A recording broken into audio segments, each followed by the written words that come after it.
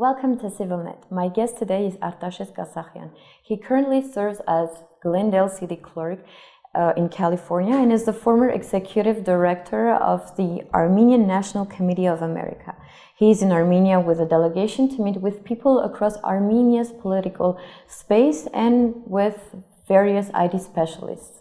Ardashes, California is now world's fifth largest economy, surpassing the United Kingdom. What interest can California have in Armenia? What kind of collaboration could be possible? I think the possibilities are endless. Armenia has a tremendously fantastic resource, which is its people, their intellect.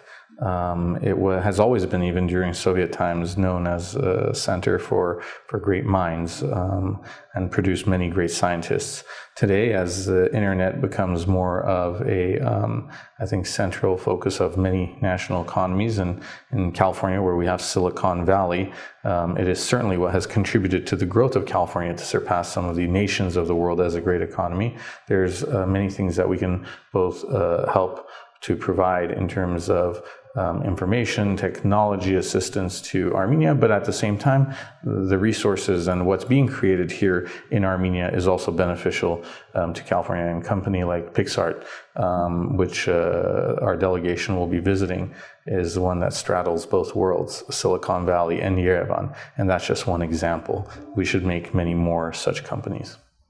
There was a governmental democratic change in Armenia, and does this change influence the way the US delegation see a future collaboration with Armenia? I think so. I think many people in California, across the United States, many Armenians, diasporans, have looked at the changes in a very positive way.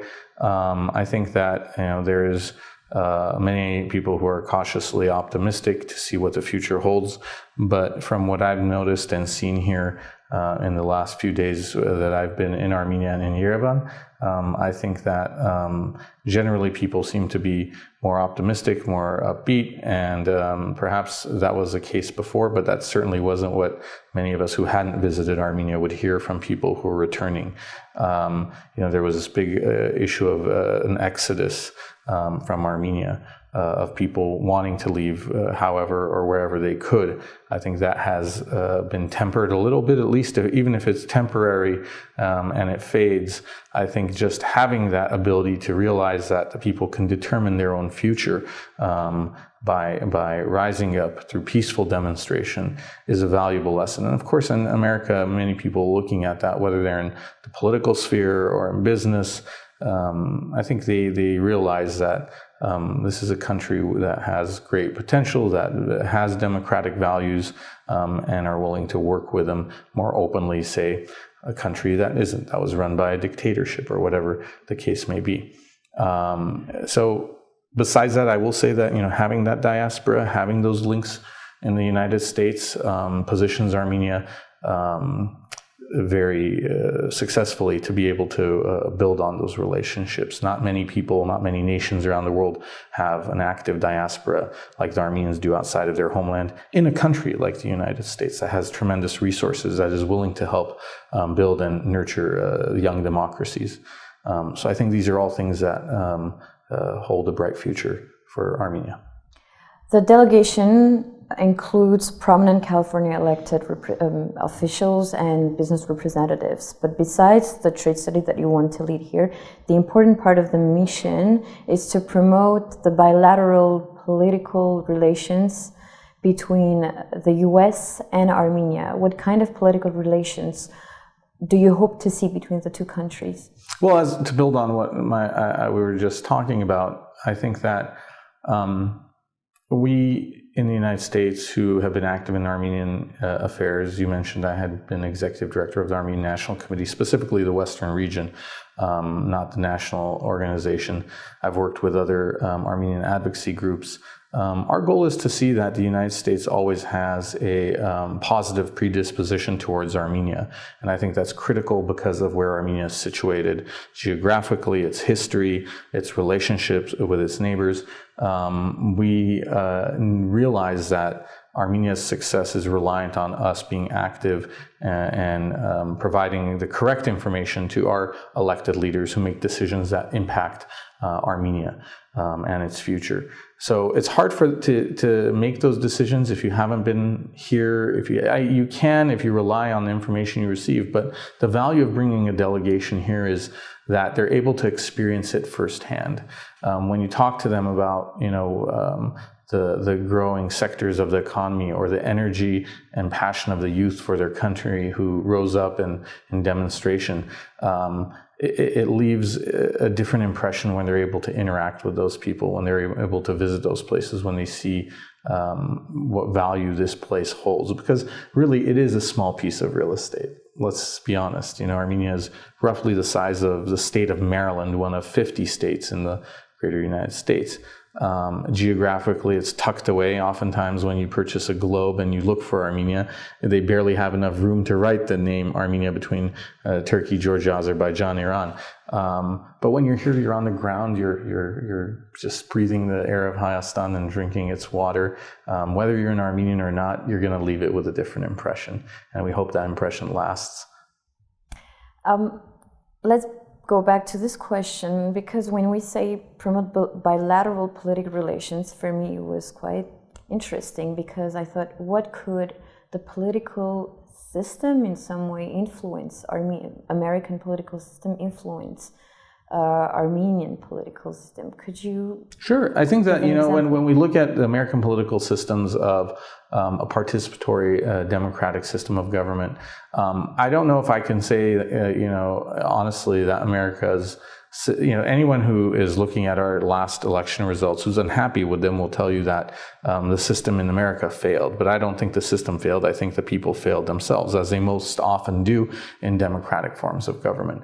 But I think the fact that the American system has worked for so long is an example. And so one of the questions is, well, how has it?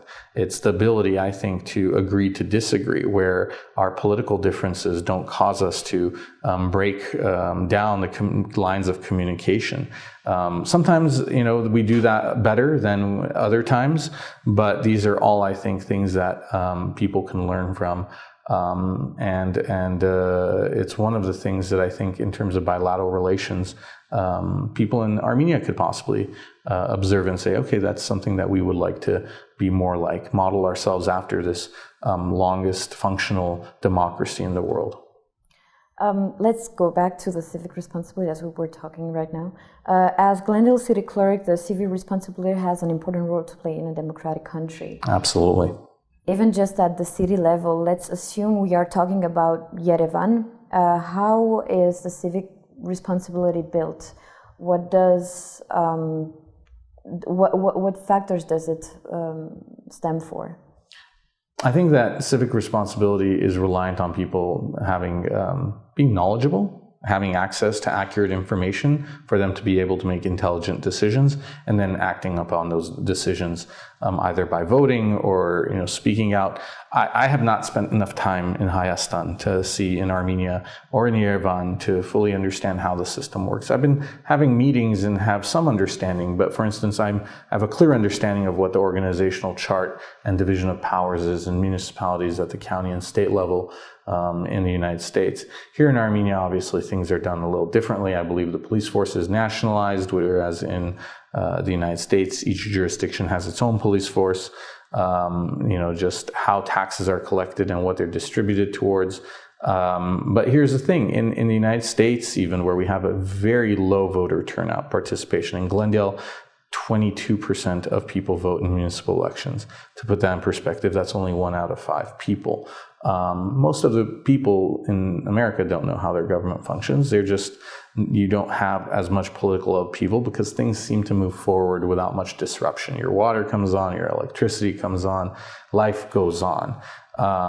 In Armenia, obviously it has gone through some volatile changes. We followed the demonstrations the last few years, especially the one most recently that culminated with the change in regime.